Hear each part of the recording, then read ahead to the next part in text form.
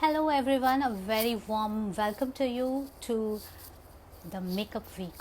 So we are here now with a virtual edition of the Makeup Week. We started Makeup Week last year and we received a phenomenal response from the entire industry. Makeup artists, aspiring professional artists loved it, and so we are here with the second edition of Makeup Week virtual. Thank you so much for joining in, and this is Kanishka, the editor of Professional Beauty, welcoming you all on board. Today we have with us an expert who is going to take us through the lovely concept of eye makeup. They say that eyes are the soul, are the windows to your soul, and that makes eye makeup pretty much indispensable, doesn't it? So join me in welcoming with us celebrity makeup artist Zorain Khaleeli. So give me a minute as I try to rope her into this conversation. Right. So as she gets ready to join us, let me tell you a little bit about Zorain. Zorain is a celebrity makeup artist with more than 20 years of experience. She has worked extensively, not just with celebrities, but with fashion weeks, with award ceremonies, being a backstage artist, and she is also an educator. So she takes makeup education very seriously. She has her own academy and studio, and she has trained more than 3,500 students in makeup. I'm very glad and on this Insta Live session. She'll be with us any moment now. So stay tuned with us as we get. Hi, Zorain. Hi, Kanishka. What a pleasure to see you. How are you doing? Same here, same here. I'm good. How are you? I am good, dear. Thank you so much. So lovely to have you. I remember your session last year with us. It was wonderful, full house, and it was received so very well by the industry. And I'm so glad that you are here with us for our second edition as well. It's my pleasure. Like I always said, the Makeup Week is a fabulous idea. I think it's such a beautiful concept to bring people who are behind the scenes up in front in the scenes. So thank you so much. Right. Thank you. Like I was telling our viewers, our topic for today is going to be eye makeup. And before we get into the technicalities and the nitty-gritties of it, tell me, how much does eye makeup appeal to you? To me, eye makeup is really close to my heart because I sometimes feel, like I think you mentioned as well, that it is the window to our soul. So, Yes. and Indian women have the most beautiful eyes by far. You've got beautiful Yeah. ones too. So, Thank you. enhancing eyes is such a, as much as it is so wonderful to do, but it's also technical. And that's what I love about it, understanding the nuance. Such a small area, it's not nuance.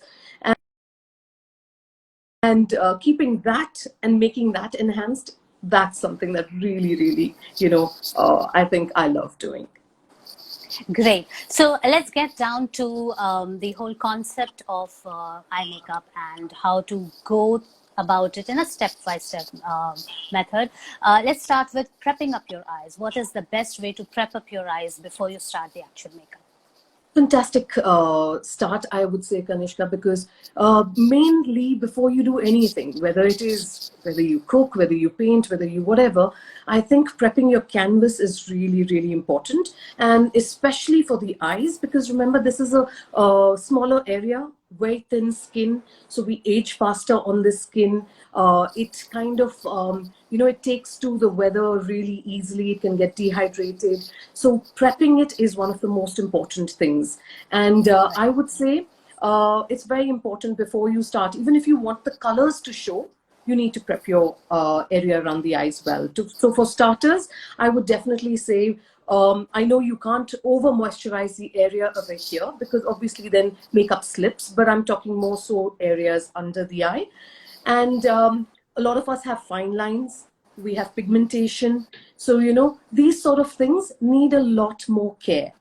The Right. big name would be is to hydrate. And when I say hydration, sometimes our moisturizers could be a little too heavyweight. So I would like to rather start with like a hydrating primer. something that's Okay. not very heavy. So in the market, you get, mattifying primers and hydrating primers. What I would love to use is first a gentle amount of our hydrating primer.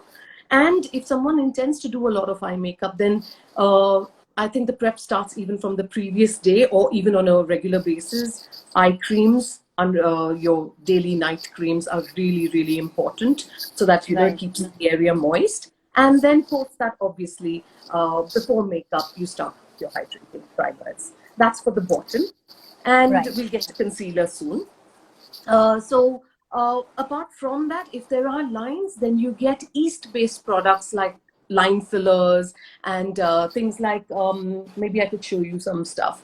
So, you get like the fast response cream from MAC, or, these creams have yeast in them. So they can either, suck in that area. So bags, lines, all these can be actually taken care of. Right. The next thing is, let's come to concealing the area. Now, this is one of the most largest topic and a beautiful topic to touch on. Yeah. Concealing is very, very important in eyes because of the simple fact that we all have dark circles underneath. And Yeah. when you do have lines, if you overcake the area under the eye, you can tend to get a lot more lines.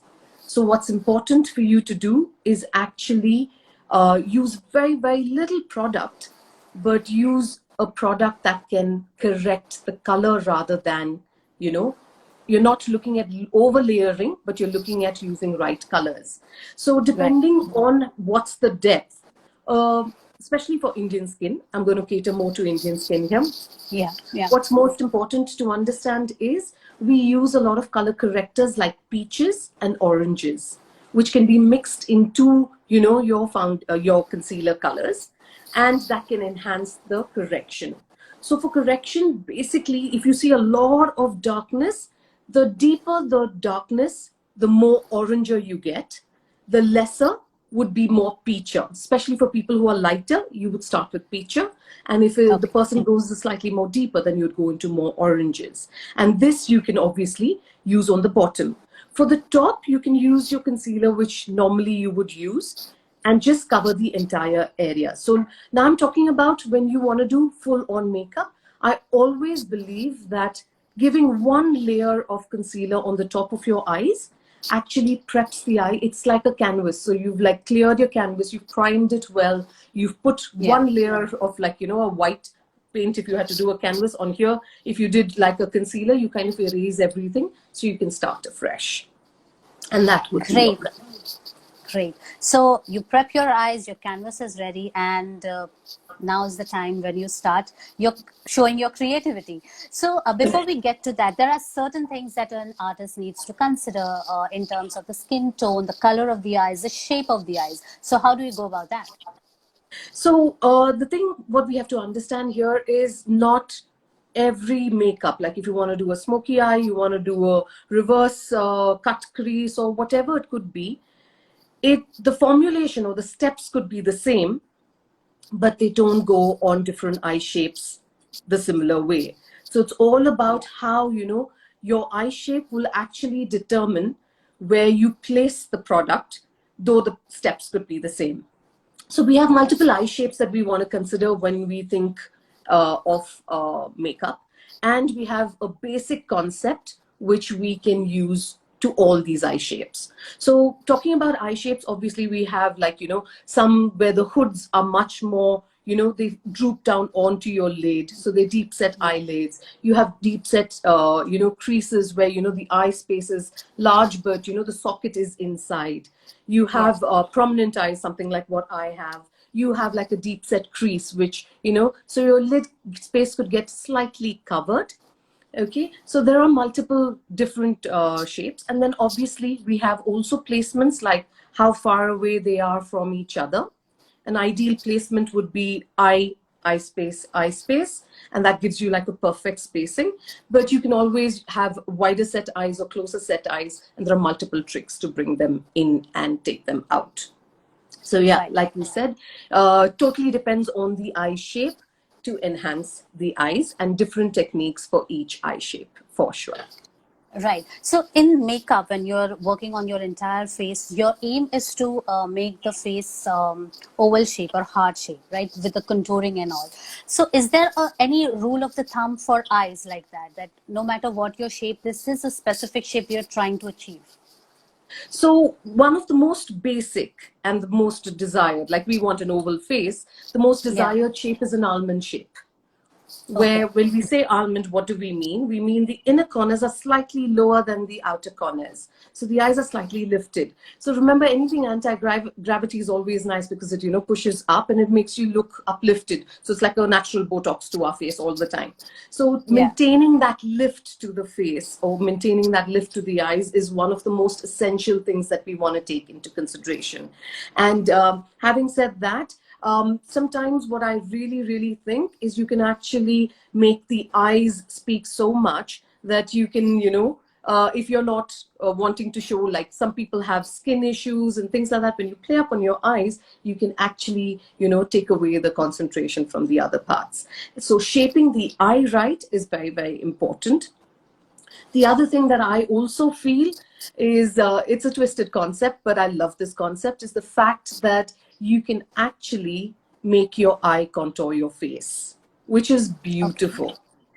So a lot of us have heard that, yeah, we can contour our face, of course, by using highlights and contours and things like that. But sometimes people don't want to get dark on their skin, right? Yeah. So then if that's the case, a fabulous trick to actually prevent using too much is to elongate your eyes. So I've done it over here. So my eyes actually technically end here, but by lengthening it, now I've made my eye end here. So when you end your eyes more outward, and I have extended the inside, so the length kind of makes your whole face look more chiseled. So you really don't need too much to contour your face, but by just lengthening your eye, you kind of open the width on the top and your face narrows down automatically. Yeah, great. So you create that illusion with your eye makeup that your face appears contoured.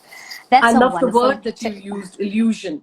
Makeup, especially eye makeup, is all about illusion. Having said that, can I touch on one more topic? The Yeah, sure. fact of contouring is very important on the eyes. So, Right.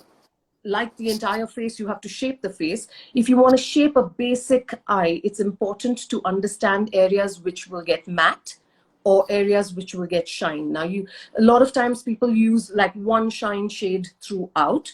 The Yeah. only the only drawback of using something like that is the fact that you're not going to get a dimensional eye. So you're not going to get that impact that you want of the eye. The biggest impact comes when you play with matte versus shine. And Okay. that's where it is. So if I have to quickly take you through the contours of an eye, mandatorily, normally your crease. Now, I'm not talking about editorial, I'm not talking about fashion makeup, because their rules are meant to be a bit broken. But this is Yeah. for structure. Okay, so when you talk about structure, your crease line normally tends to be matte. Now, you can, if you want it very subtle, you could choose shades which are more closer to the skin, slightly tauper shades. If you want to play with colors, go ahead. I've used pinks, purples, oranges. I love colors. They brighten my Right. day. Yeah, so you could go ahead and use something like that. And the basic thing is you could either use a shine or a matte highlight here, and you can use a shine or a matte on your eye. So these are your places where you can play either matte or shine, totally depends, but obviously brings out. So we off contouring, that is anywhere that you add shine or lighter colors, it will bring out the area. And Right. anywhere that you darken or deepen or mattify, it will take down the area. So by pushing these areas down, we kind of pull these areas out by using highlights. And that's when you trick the eye to actually see dimension onto the eye much more greater. Great. So there is actually a science involved in this. You need to understand certain elements of physics to highlight your eyes. Now, in terms True. of the colors that you use on your eyes, like you said, you love colors, but is there any basic rules that need to be followed when it comes to skin tones vis-a-vis the colors that you're using? Fabulous. So what happens is, on a general, more safer tone, if you want to play safe, then normally what I would say is you would use, especially on deeper skins, try not to use something that's too cold, because that Okay. would be too much of a contrast on their skin. So for them, you'd use things that have more yellows in them, more oranges. So something warm, like when you think of warmth, you think of the fire, you think of, nice and deep colors. You don't think of something that's like a starry, shiny white. But when you Yeah. go on lighter skins, you can go with, bright silvers, bright things. So I would say, when it comes to colors, you can use your purples, like your lighter shades on lighter skin. But when it comes to deeper skin, you have to take colors with warmth. So even if you're talking about pinks versus pinks, I'll give you a quick example, maybe from, Yeah. yeah. So if you look at this, that pink is fabulous on a lighter skin. But if I had to go Yeah. on a darker skin, I would get into these colors. So do you see, we add a bit more warmth into colors, and that's how you would stick and maintain the rule on light versus dark. Right. And is it okay to mix the warm and cool tones? Absolutely. So you could mix warm and cool tones, like I said, to a certain level of skin color. When sometimes what happens is, when you have, like on my skin tone, I've now mixed like a slightly more cooler tone with warmer tones. It's okay. When you do mix, you take down the, how would I say it? On a darker skin, you take down the starkness of the light or the thing. So definitely you can blend, but remember, blending them with colors that are more close to each other always work beautifully well. So when you are talking about color placements and colors, there are two aspects to it. One is the choice of the color.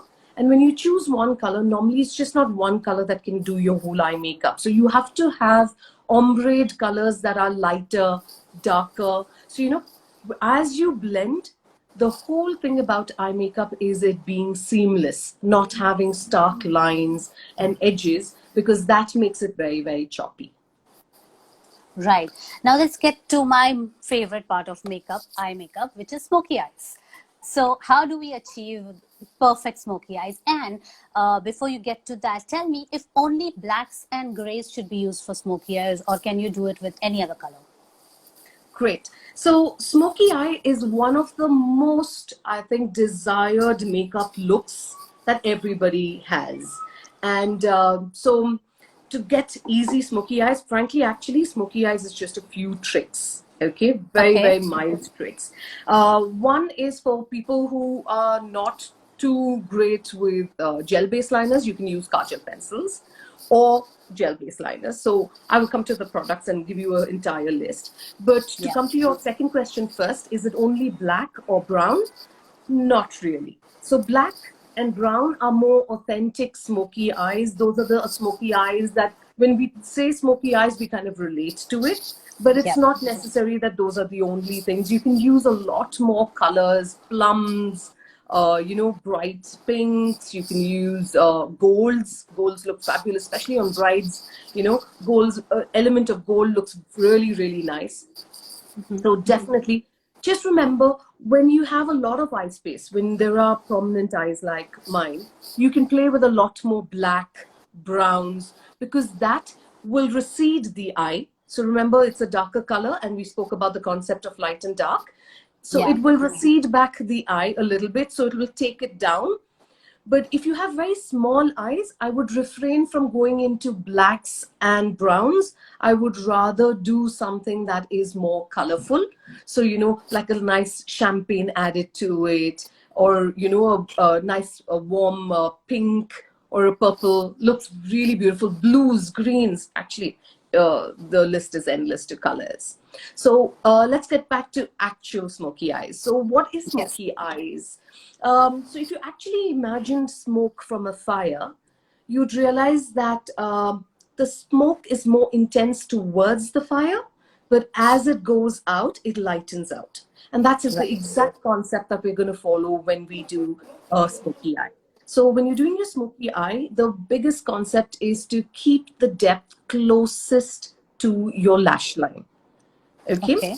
So you could actually start off by using a Kajal pencil or a gel-based liner, whichever is comfortable for you.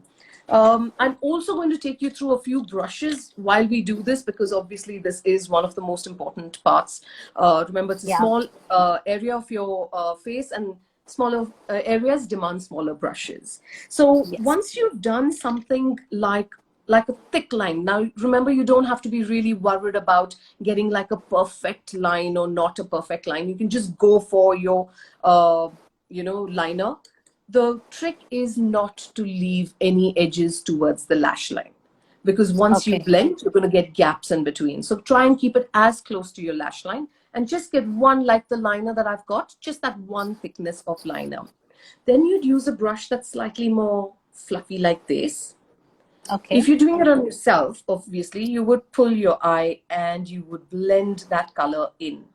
But if you're doing it on someone else, obviously, we have a lot of makeup artists online here. So remember, girls, it's about just going small circular motions, just inward. And it's about taking the color just till there.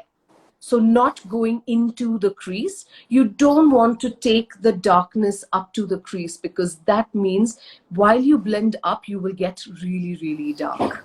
Okay. Yeah. So obviously, you could definitely, blend right just till the crease. Now that's your first color, that's your black. You can intensify it more, but now you need to use your second color. So your second color is your transitional color. Your transitional color could be anything that's a brown or a gray, depending on whether you want to keep it more traditional. Normally, what I would suggest, even if you're doing a colored smoky, I always reckon that you at least don't do a gray. You could always do a brown.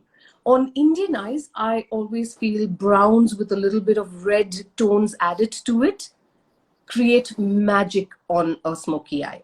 So more than the Okay. gray tones that can dull us down a bit, remember, we do have a slight warmth in our skin. So the slightly more, reddish browns work fabulously well. So where would you blend your reddish brown is at the crease, is where you would blend your reddish brown, and then ombre it slightly back onto the black. Okay. Okay. So technically darkest at the lash line, and from here onwards, you start seeing a blend of the brown. Okay. Okay. And now when you come to the crease line, then you take something that's more skin color, very, very light. Let's give you a palette of colors that you can see through. So if you did your black, sorry, that's a mirror image. So if you did your black closest to your thing, you would go somewhere browns like these in your mid-tones, and you would go very light, something more skin tonish to blend out the edges. Now, one of the biggest tricks about doing eye makeup is the fact of no pressure. Now, a lot of times when people do their makeup, they kind of go with that kind of pressure. When you do add pressure, you actually don't blend the product well enough. So your Okay. motion or your hand, your action would be very, very soft. It's like as good as you not seeing the bristles of the brush. See over here versus here, you won't see the bristles of the brush moving. If it wasn't for lockdown, we would be doing this on a live model, which would be fabulous, of course. Yeah. But yeah, so the trick is just to go very gently on your corners, and it will actually, the more lighter your fingers, the better for your blend. Okay. Okay. Now, once you've got your blends over here, if you do want to intensify your black in your eye, you can take back a black eyeshadow and just add it back very close to your lash line. And that would kind of give you your gradation. Remember, don't forget the shape of the eye. So to start off with, actually, you take a Kajal pencil. One trick that I really think takes you miles and miles into eye makeup is the cheat liner. Now, I don't know if Okay. everyone's really aware of the cheat liner. It's something that I always love to do, is the fact of getting your kajal on your inner waterline. So when you get Okay. it on the top waterline, what happens is it kind of just strengthens the eye and gives it that much more emphasis. So it shapes and even darkens your lash line. So remember, imagine if you had like a white line and then your darkness starting, it's like a gap before your makeup starts. So when you actually seal that gap and get that colored black, it really, really, really looks nice. So I would say tight line, and then you can kajal your bottom line as well. Now, one of the biggest tricks when kajaling your bottom line is the fact that if you do use a kajal pencil, like a lot of times people just take the kajal pencil and go 1 and 2. It's not going to stay very long. So I would rather say, think of a child crayon with a crayon on a paper, you know. So it's about going bit by bit by bit and loading on the kajal, and it stays on for a way longer time. Now, the choice of your kajal could be, obviously, you could have colored in your eye, you could have browns. I like browns because they open out the eye more. We'll talk about opening out eyes in a bit. But authentically, obviously, it would be black. Now remember, smoky does not just mean smoking it out one way. It also means to smoke it out from the bottom. And this will also prevent your kajal from bleeding. So a lot of people say, you know what, I wear kajal and kajal bleeds and, you know, it comes down, it moves southwards. It has a visa. Travels all the time. So the best way to do that is to put a restriction. And the biggest restriction is something that is powder based. So what I would suggest is the brown that you would have used as your immediate color in between here. You would take something like maybe a more flatter brush, something like that. Okay.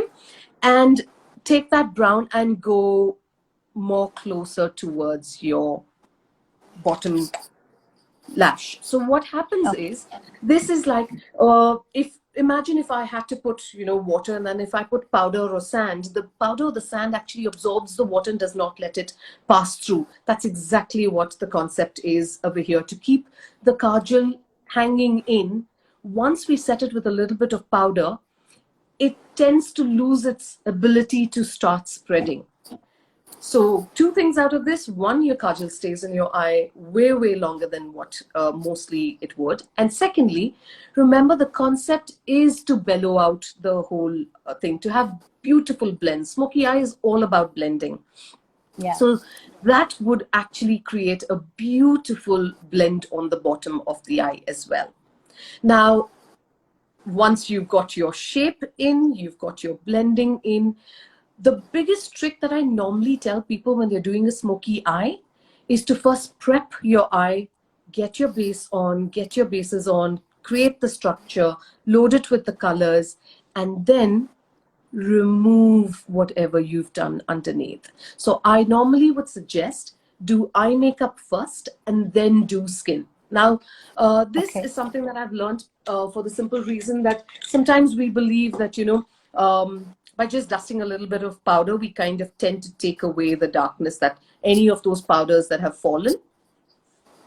Sometimes not. And especially with the smoky eye, when you're dealing with black, I think that's the biggest time. You don't want to end up having like a raccoon eye.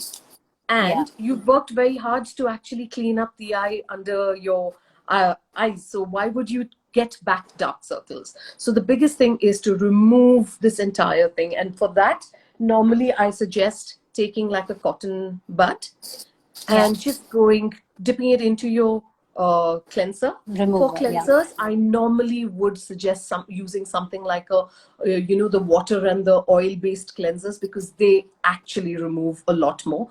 The creamier cleansers could tend to create a lot more, you know, like a little more moistness under the eye where it could cause a slip. So there again, go ahead, take off all the concealer and go back again with maybe, so different people use different brushes for concealer. Sometimes you could use a flat. If you want nice blends, I always say using something like a fluffier brush and just blending it from there would actually help to take away all the things. So you don't go too close. So what this does is it doesn't make your eye look very artificial with concealer, because what happens is you've ombreed your concealer where you need it. Remember, you need your concealer more here.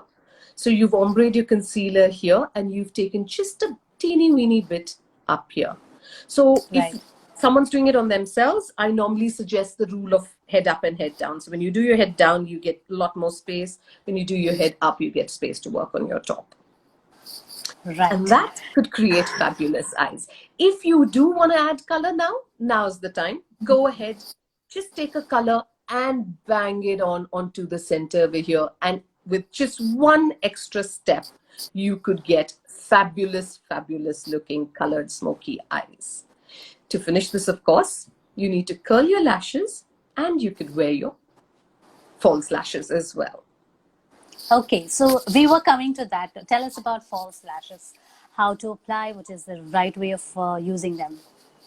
Fabulous. The biggest question first is, how do we choose our lashes? Now, a lot of us just go to the market, randomly pick up lashes, but there is a reason why you would pick up certain lashes. So I've got a few lashes over here so that I could show you all the difference between few lashes. So if you look at these ones, these are like a more natural based, very, very fine. This would give you a beautiful natural look.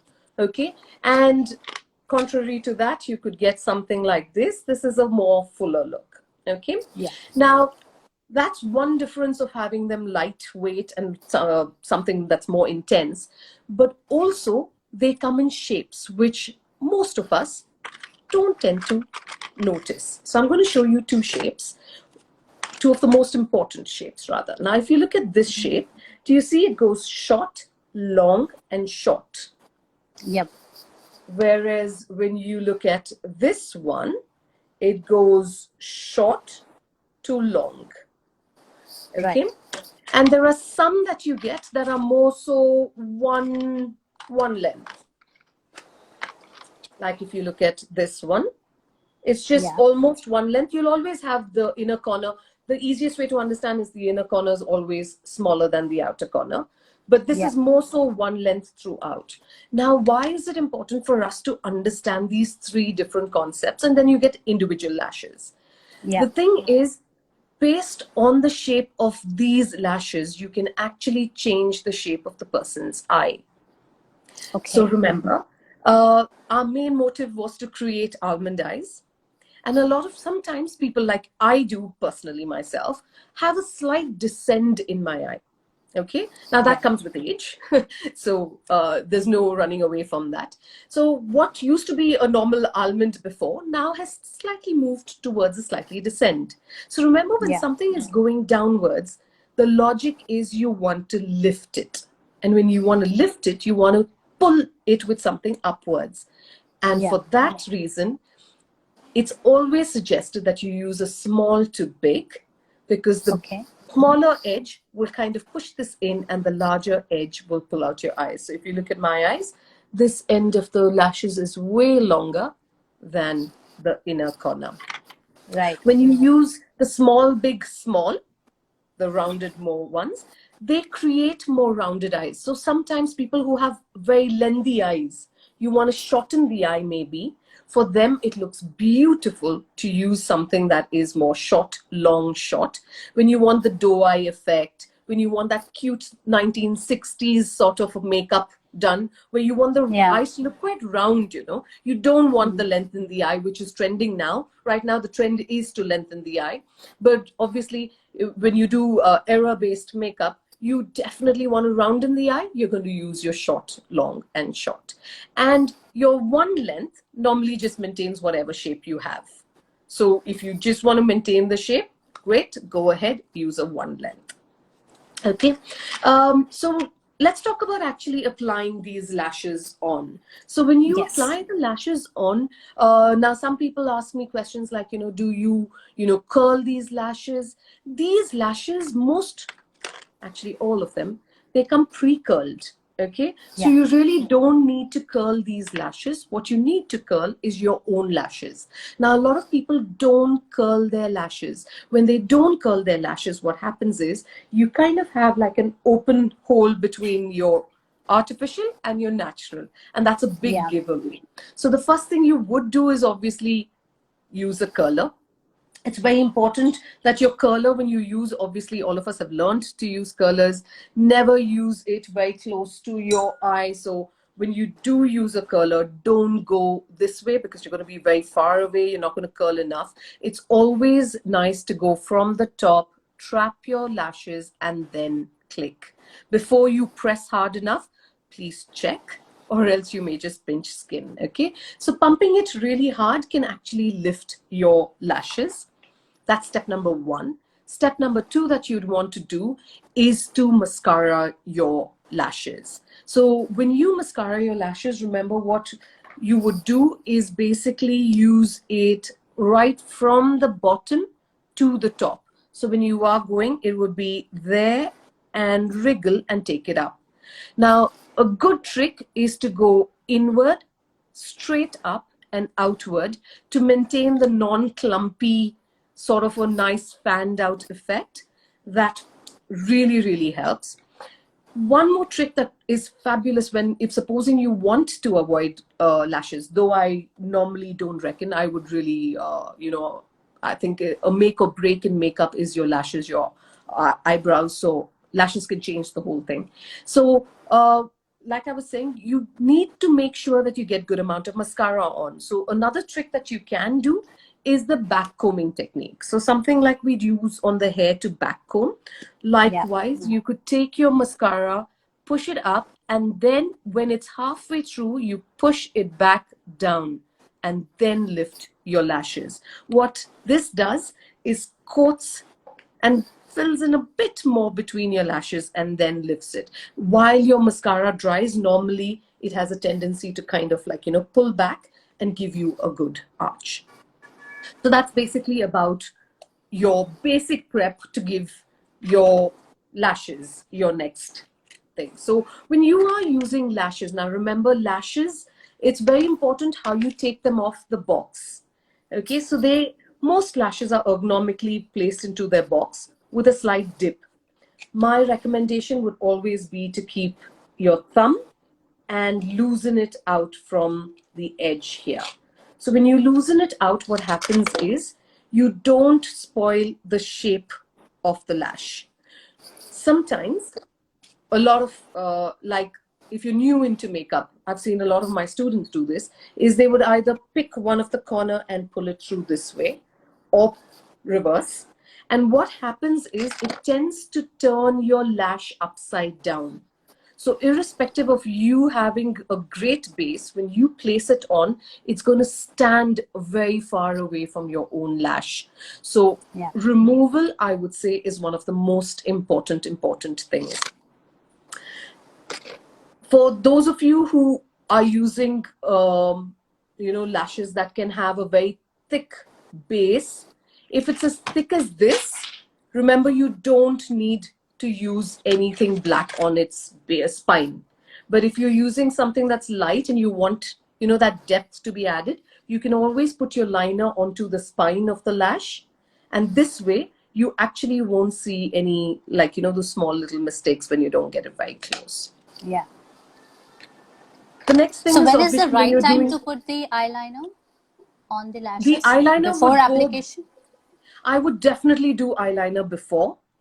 Why? Because sometimes we do get a bit of a gap and that can be camouflaged very beautifully well. Now, if you're doing an editorial makeup or if you're doing something that's like a no eye makeup and just lashes look, then obviously coloring the spine and getting it as close as possible, especially putting it from here and then pushing it up, puts it in between the bump of the eye. So it's actually really, really impactful because it just goes very close to your lash line.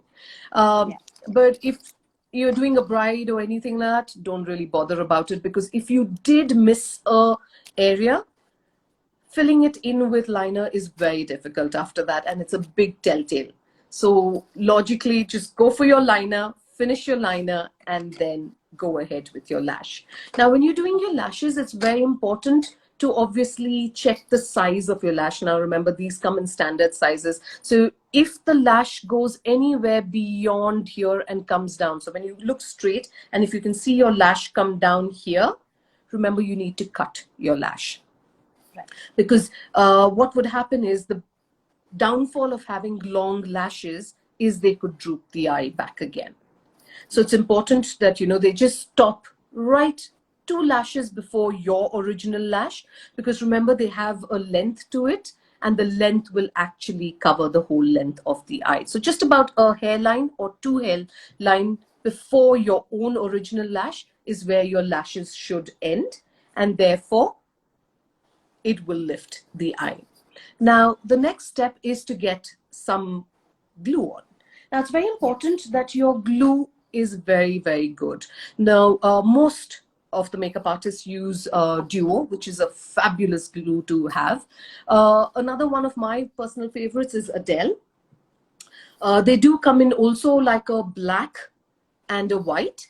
I normally suggest go for the black, so that again, when it dries, it kind of leaves the makeup seamless. Remember, the entire process of makeup is about how seamless it can be. You know, it just has to blend in everywhere. Normally, when you do apply, I'm going to apply a little bit on this to show you. But when you do apply like your glue onto the spine, I normally hold it the reverse way. I use my reverse side of the, okay, you can see it now. I use the reverse side of my glue and just very mildly layer it. Now remember, the trick is not to have too much of glue. Do you see? There's just about a mild amount of glue. Not having too much glue is very, very important, because or else it's going to spread everywhere, and then taking off that glue, especially from your liner, is very difficult. Once you've put on the glue, do not straight away go to add your lash to your eyes, because what happens is, it's like even when you use Fevicol or Fevikwik, normally they suggest, you know, you put it, let it dry a bit and get slightly tacky. The minute it gets a little tacky, it sticks super well and just doesn't come off. So once it's a little bit tacky, normally what I suggest is the placement of fingers as well, is your index finger top and your thumb below. You hold the lash this way and go right from the top of the eye and place it down. Normally when you hold the center, your angle would be the center of your eyeball. So when you come down on it, normally if you did a wrong placement, one eye could look big and one eye could look small. But if you held it right in the center and placed it right in the center, you'd realize that almost often than not, your placement of your lashes will be exactly the same. And once it's dry, the biggest trick is, a lot of us use our thumb. We put our thumb there and we mascara both the lashes together. Another thing that I like doing is sealing the lashes together as well.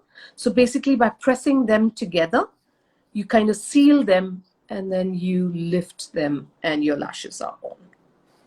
Okay. So this is all about lashes, the artificial ones. Tell me what can be done for the lower eyelid lashes? So the lower lashes.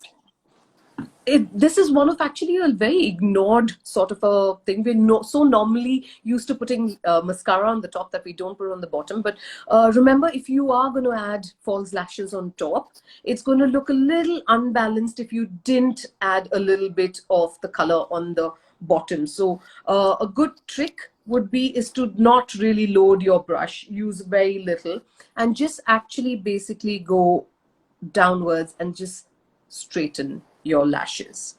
Okay. Don't overload them, because obviously you don't want them really like a caterpillar and they would obstruct vision. And if you're doing a bride, for most of our artists who are doing brides, and if she cries, she'll have black tears. So that's something that you definitely don't want. Right. Now for the next big thing in eye makeup, eyebrows. How to groom your eyebrows. Fabulous. This is one of my most favorite part of eye makeup, because I feel if any makeup artist has ever tried doing a fabulously elaborate eye makeup and not doing eyebrows, they don't just give you what you want. So you really need to understand the logic behind this. So it is basically, when you start from here, this is your start point. Okay. When you look straight, from the outer corner of your eyeball. This is your peak. And from here to the outer corner of your eye is your end. Now, this is the structure that you'd want to maintain when you're doing your eyebrows. Now, there are multiple products that are available in the market for eyebrows. There could be, there are powder-based products. There are your pomades, that's gel-based. And you have even your mascaras. You have pencils. There's a reason why you get so many products in the market.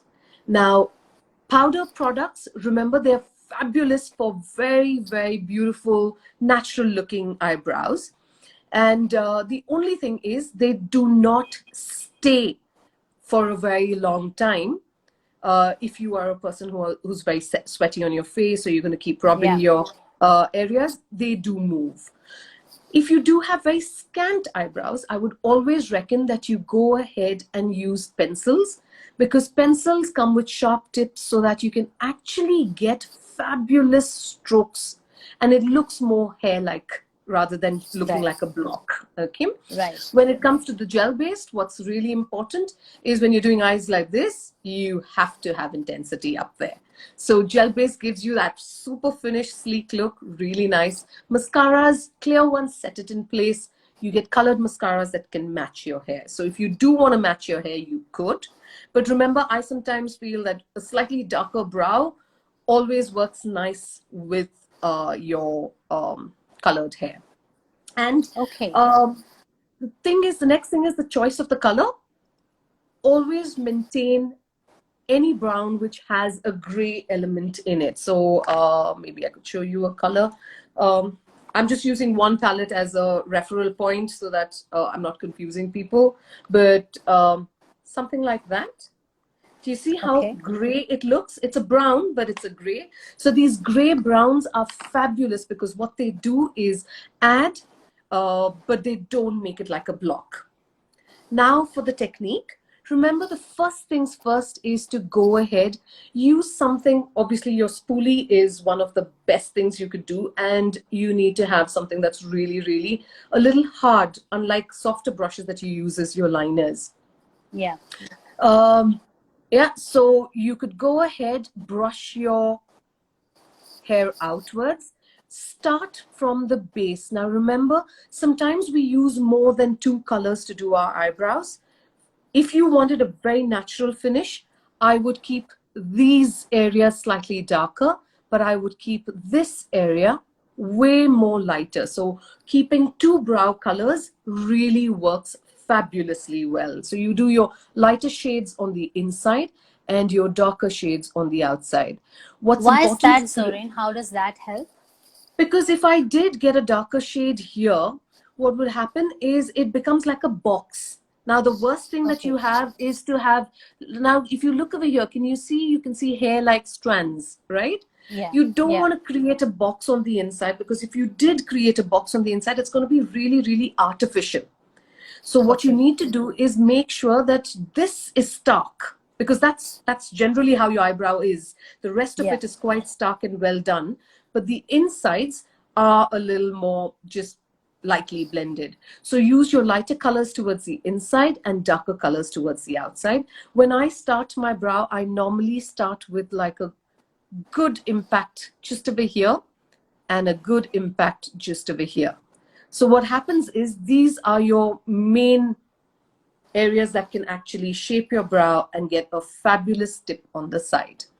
The rest of it, if you do have hair here, you're not going to fill too much color, because remember, if you do, it's going to become too artificial. Go ahead and lightly stroke these areas with the lighter shade. If you do want very intense brows, you could go with the darker shade here, but remember, no drawing boxes in the front. So with this is your baseline, you will just flick it up to get like a feathered motion towards the inside. These can be more precise. Now, having done that, sometimes what happens is our eyebrows, like I said, is, I would say, make or break of makeup. I love using a slant brush and getting concealer just under this area and just above. So what that does Okay. is when you get the concealer just there and there, you can do this. I normally do this even after eye makeup. Some people like to do it before. You could do it whenever. It really doesn't matter. If you are doing it even after eye makeup, you could just put the concealer very little, remember, and just mildly blend it down. So when you mildly blend it down, you actually get a gradation back again between your eyeshadows and your concealer on the top. Okay. Yeah, Right. and then you can set it with like a highlight powder, which looks fabulous there. And that's about Great. eyes. Yes, it was wonderful to know so much about eye makeup, and I'm sure our viewers are also enjoying this session. I had shut off the comments for a bit, but now they are back and they're asking a few questions. So I'm gonna Let's go take for a that. few of them. Yeah. Sure. So Anil Kodnani is asking if gel or pencil is long wearing. I think I he's would referring to an eyeliner. He could be referring also to an eyebrow. If it's Okay. in eyebrows, then both are equally long wearing. Both are waterproof. The pencils and the gel both are waterproof. If he's referring to liners, then even the liners are absolutely okay. You can use the gel or a pencil. Pencils tend to smudge when it comes to eyeliners. Gel normally is like a fix. Like if you see what I've got on my eye is 100% gel, because that's like dark and it's just there, so it gives us fabulous shape to the eye. Right. Lubna Dudwala is asking, can you please suggest which brand pencil should we go for? Or can brow pomade will work if brows are light? So I think she's referring to To eyebrow pencil. brows, yeah, eyebrow Yeah. pencils. So Lubna, the thing is with eyebrows there are multiple brands. So now, more than being brand centric, remember it's important to understand the product that you're going to buy. You may get a brand available in India, you may not get a brand available in India, and there are so many brands and most of them have a lot of good products. So my logic to you is, remember, is getting the right color. So when you're choosing the color, Lubna, choose a color that is more dirty, muddy brown. When you're choosing the pencil, choose thinner points rather than thicker points, because when you choose thick point pencils, you could maybe, go a little wrong or may not be able to get fine hair-like strokes. It's always nicer to get the fine hair-like strokes, and that will be achievable definitely by a thinner pencil. Yeah, Right. but Mac does definitely do one of my favorites. It's called Stud. It's a fabulous, it's super fine, but yeah, that's someone that I really love. Right. Nisha Bamra is asking how important is a brow mascara in case of scanty brows? So, in case of scanty brows, brow mascara is not really important. I would say brow mascara is more important for people who have very long hair that falls down this side and that side. Because remember, the brow mascara is meant to keep your original hair in place. But when you Right. have scanty brows, that means you already don't have too many hair follicles. So what needs to be kept into place is more so the color. And once you set the hair, remember there's very less hair, so there's not too much that you have to play with. But I would definitely use mascara, definitely for someone who has lots of hair that is, a little unruly and not easy to tame. Right. Do celebrities prefer heavy, strong eye makeup? No, the trend right now is more natural. Okay. But Okay. having said natural as well, this is a global trend right now that's coming. Remember, there is two different markets that we cater to. There is celebrities who obviously will, there's a lot of, international influence into that market where it's more nude, more colors of the skin. There aren't too many blues, greens with celebrities. It's more about them. At the end of it, what we have to realize is when we talk about celebrities, it's more about bringing their beauty out at its best without having too much added, Even then, um, that's a lot of makeup as well. It's not, Yeah. it's easy said than done. It's the same tricks that we've used but it's just the colors that have been swapped. So colors, like instead of using a pink here, you would use more taupes, more skin tones. Remember, by doing that, you would push back an area. So we are actually correcting eye shapes when we're using products. So even irrespective, celebrities would choose more skin tone colors and more nudes.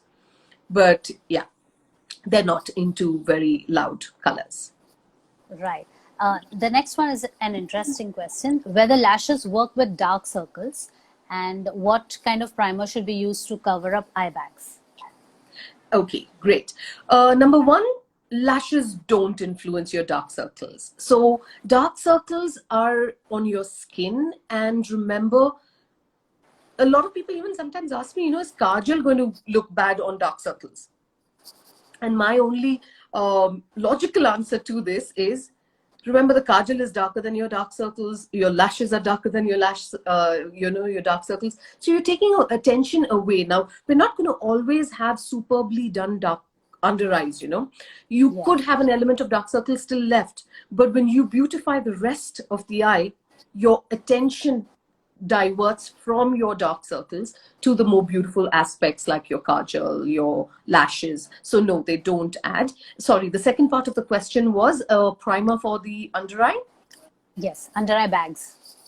Under eye bags. So the primer for the under eye bags, first and foremost, is, like I said, MAC has a product that is called Fast Response Eye Cream, which is yeast based, and that's a fabulous product that actually just sucks in. There are multiple products as well. So your under eyes, you can use, I like this one, the Even Better clinical from Even Better Eyes from Clinique is fabulous to even hydrate the area around the eyes.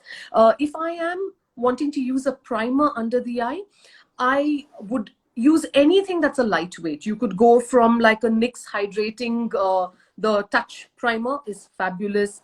Laura Mercier's face primer is beautiful because it's very lightweight. You can use that under the eye. Makeup Forever has this step one. It's a hydrating primer, fabulous. Remember, when you're applying it, I love using fingers because primers are meant to seep into the skin, and Yeah. it's about tapping it rather than rubbing it. Okay, I Okay. I have a load of lines under my eyes. Now I've been able to conceal it, of course. The biggest way that I conceal it is hydrating it. Remember, when you hydrate your under eyes, they plump up, the lines open up, so it's easier. So these sort of primers, anything that's a very good hydrating primer would work wonderfully under your eyes. Great.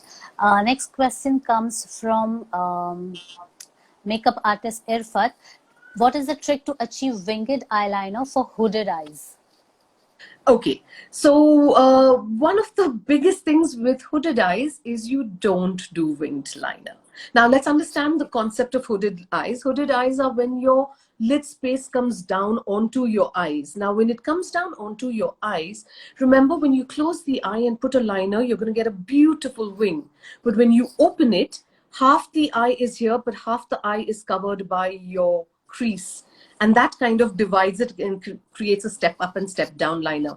So number one is my biggest thing to you is, remember, anyways, hooded eyes will tend to have lesser eye space, and if you start using liners to cover the eye space, how are you going to see eyeshadows? So Right. my biggest trick for people with hooded eyes is keep the liner as minimal. Remember the cheek liner we spoke about on the inner corners of the upper lid? It works fabulously well. But if you are hell-bent on actually doing like a winged liner, you know what I would suggest? Go straight. Now, if you look at my liner, I haven't winged it up. I also have winged it straight out only because I want to keep my eyes a little just straighter. So Right. yeah, taking it out more straight wing rather than a lifted wing would work on a hooded eye. But having said that, I would, in my knowledge, I would avoid and stick to very small liners.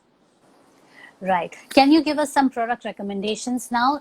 People are asking for the kind of eyeshadow palettes that they should be investing in. So eyeshadow palettes, I just feel sometimes if you're a professional, sometimes it's nicer that you can go and select shades. So whether it's a MAC, PAC has some fabulous products. The Huda Beauty range is fabulous. You have even what's that? The Anastasia range is fabulous. The biggest way that you select your best eyeshadows is the fact that number one, the color payoff should be good. So when you take product onto your brush, it should show. When you put it onto your eyes, if it's not going to show and you have to really blend and work it in, that eyeshadow is of no use. So when you pick colors, they should definitely be color intense. Having said that, they should not stain the eye.